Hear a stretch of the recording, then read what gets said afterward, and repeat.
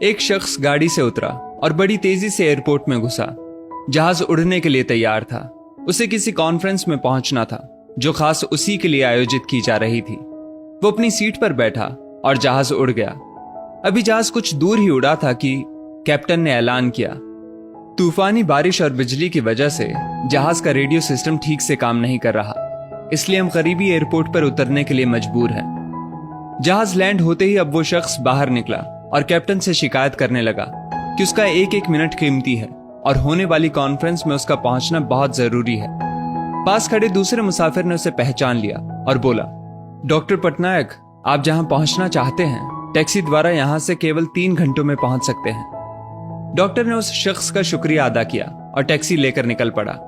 लेकिन ये क्या, आंधी तूफान और मूसलाधार बारिश ने गाड़ी का चलना मुश्किल कर दिया। फिर भी ड्राइवर गाड़ी चलाता रहा। अचानक ड्राइवर को एहसास हुआ कि वो रास्ता भटक चुका है। नाउमीदी के उतार चढ़ाव के बीच उस शख्स को एक छोटा सा घर दिखा। इस तूफान में वही गनीमत समझकर गाड़ी से नीचे उतरा और दरवाजा खटखटाया। आवाज आई, जो कोई भी है अंदर आ जाए, दरवाजा खुला है। अंदर एक बुढ़िया आसन बिछाए भगवत गीता पढ़ रही थी। उसने कहा, माँ जी, अगर इजाजत हो तो आपका फोन इस्तेमाल कर लूं। बुढ़िया मुस्कुराई और बोली, बेटा, कौन सा फोन? यहां ना बिजली है ना ही फोन। लेकिन तुम बैठो, सामने चरणामृत रखा है, पी लो, थकान दूर हो जाएगी। और खाने के लिए भी कुछ ना कुछ फल मिल जाएगा, खा लो ताकि आगे सफर के लिए कुछ शक्ति आ जाए। डॉक्टर ने शुक्रिया अदा किया और चरणामृत पीने लगा। बुढ़िया अपने पाठ में खोई थी कि डॉक्टर की नजर उनके बगल में पड़ी। एक बच्चा कंबल में लिपटा पड़ा था जिसे बुढ़िया थोड़ी थोड़ी देर में हिला देती थी। बुढ़िया ने पाठ समाप्त किया तो डॉक्टर ने कहा, माँ जी, आपके स्वभाव और एहसान ने मुझ पर जादू कर दिया है। आप मेरे लिए भी दुआ कर दीजिए, ये मौसम साफ हो जाए।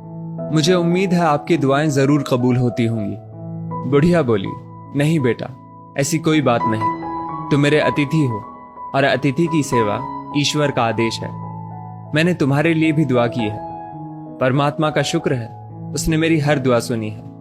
बस एक और दुआ मैं उससे मांग रही हूं, शायद जब वो चाहेगा उसे भी कबूल कर लेगा। कौन सी दुआ? डॉक्टर ने पूछा। बुढ़िया बोली, ये जो 4 साल का बच्चा तुम्हारे सामने अधमरा पड़ा है, मेरा पोता है। ना इसकी माँ जिंदा है ना ही बाप। इस बुढ़ापे में इसकी जिम्मेदारी मुझ पर है। डॉक्टर कहते हैं इसे कोई खतरनाक रोग है जिसका वो इलाज नहीं कर सकते। वो कहते हैं एक ही नामवर डॉक्टर है। क्या नाम बताया था उसका? हाँ, याद आया, डॉक्टर पटनायक। वो इसका ऑपरेशन कर सकता है। लेकिन मैं बुढ़िया कहाँ उस डॉक्टर तक पहुंच सकती हूँ? बच्चे को लेकर जाऊं भी तो पता नहीं वो देखने के लिए राजी भी हो या नहीं। बस अब बंसी वाले से यही मांग रही थी कि वो मेरी मुश्किल आसान कर दे। डॉक्टर की आंखों से आंसुओं का सैलाब बह निकला। वो रूंधे कंठ से बोला, माई, आपकी दुआ ने हवाई जहाज को नीचे उतार लिया, आसमान पर बिजलियां कौंधवा दी, मुझे रास्ता भुलवा दिया ताकि मैं यहां तक खींचा चला आऊं। हे भगवान, मुझे यकीन ही नहीं हो रहा कि कन्हैया एक दुआ कबूल करने के लिए अपने भक्तों की इस तरह भी मदद कर सकता है। दोस्तों, वो ईश्वर सर्वशक्तिमान है। जहां इंसान बेबस हो जाता है वहीं से उसकी परम कृपा शुरू होती है।